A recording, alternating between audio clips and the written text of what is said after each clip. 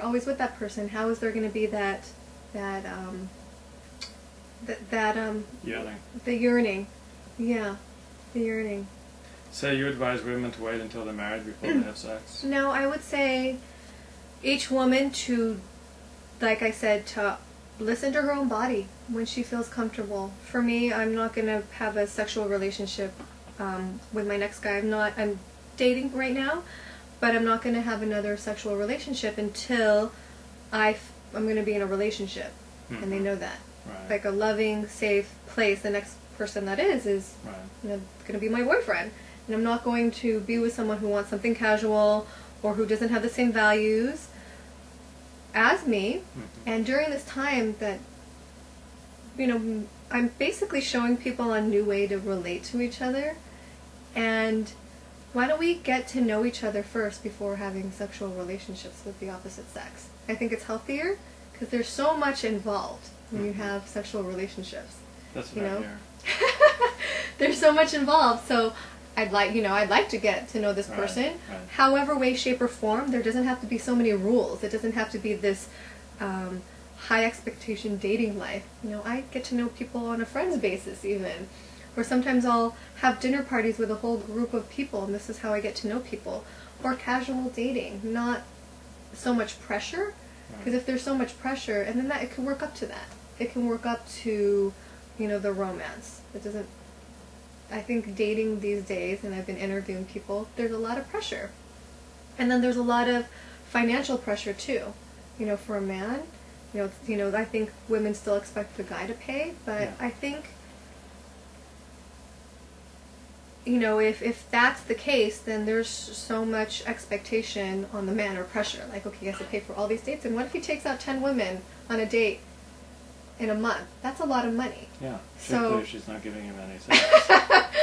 And that's not the reason why I'm sharing this. It's just because we can just let go of that pressure of these huge expectations that we have with each other when it comes to, let's say, dating or relationship, and have it be more authentic and natural as opposed to forced.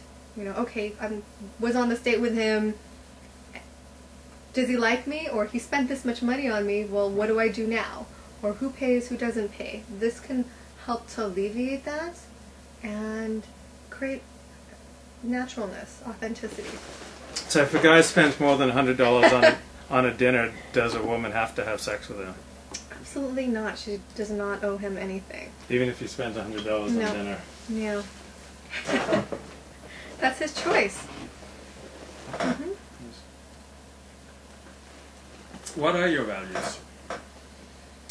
I value honesty. Such a lonely word. Communication, that's part of it. Authenticity. I value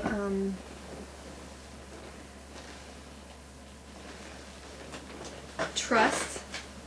A person having integrity for their word. So it has a lot to do with authenticity. I value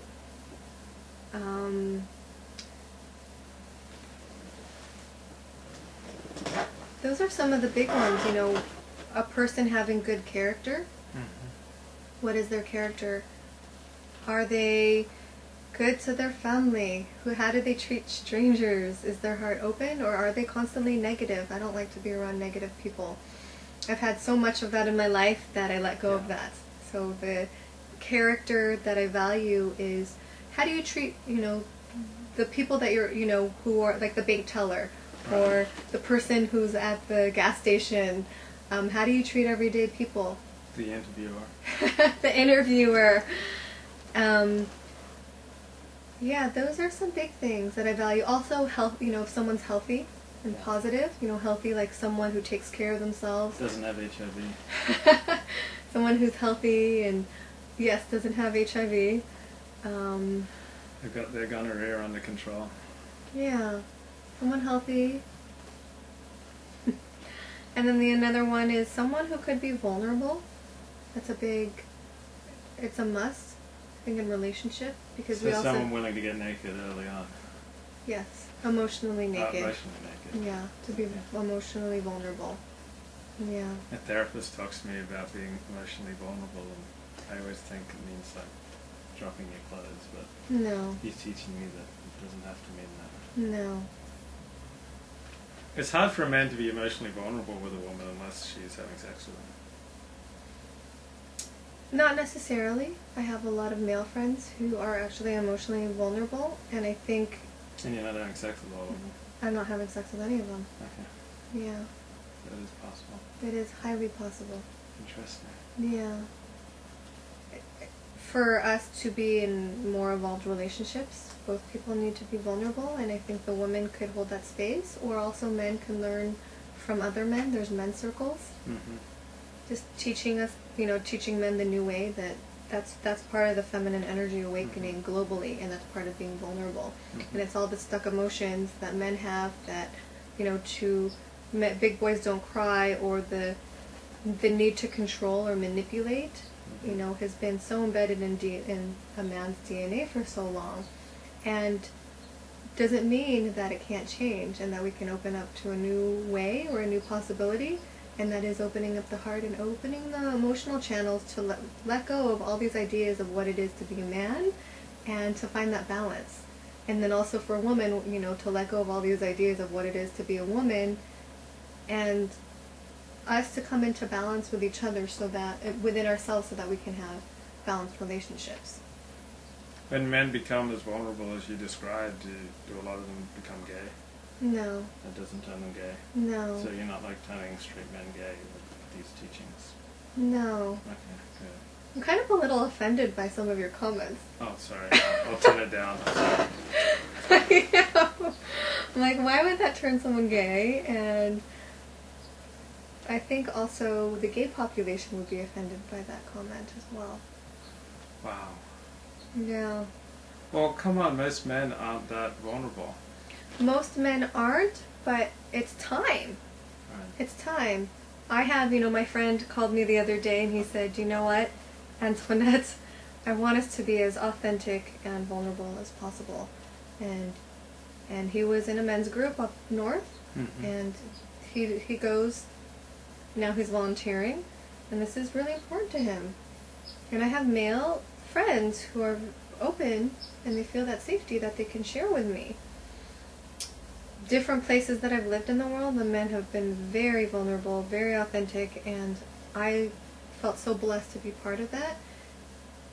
And in order for us to heal globally, and for us to have different relationships, men need to open up that channel. I mean, I think even women, not all the women are opening up to their full vulnerable capacity. And if everything is interconnected, and you have that channel in the body and it's closed, how can we grow? And then we're going to make decisions based on that.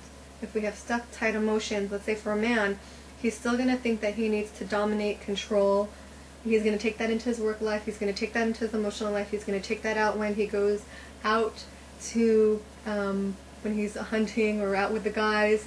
And then he's going to make those decisions based on stuck emotions. Mm-hmm. And that's not healthy. It's not healthy because it's tight, it's rigid, it's not free-flowing. The energy in his body isn't free-flowing, and that's where the goal is, to get everyone's energy free-flowing, to open up to our full capacity for who we are. And this is when the world's going to start changing. If we can all individually open up to this, we can share this to the people who want to, if they say, wow, what are you doing? What are you doing that's different? Your energy is magnetic. Your energy is irresistible. And then I share with them what I do, or I just tell them this is how, this has been my process. And if all of us can own that, and we're coming from a place of free-flowing energy, of wholeness and radiance, then we would make different decisions. We wouldn't be treating the earth the way that we are. We wouldn't be treating women in other countries as secondary citizens or even as objects. We wouldn't be destroying the earth like we are. For us, the shift to change, we have to change ourselves internally first. Did you see the TV show Sex and the City? I've seen a few episodes. I was actually mostly out of the country when it happened. What did you think of what you saw? I liked it. Yeah. Yeah, I liked it. It was very real. Right. Lots of real life interactions with the opposite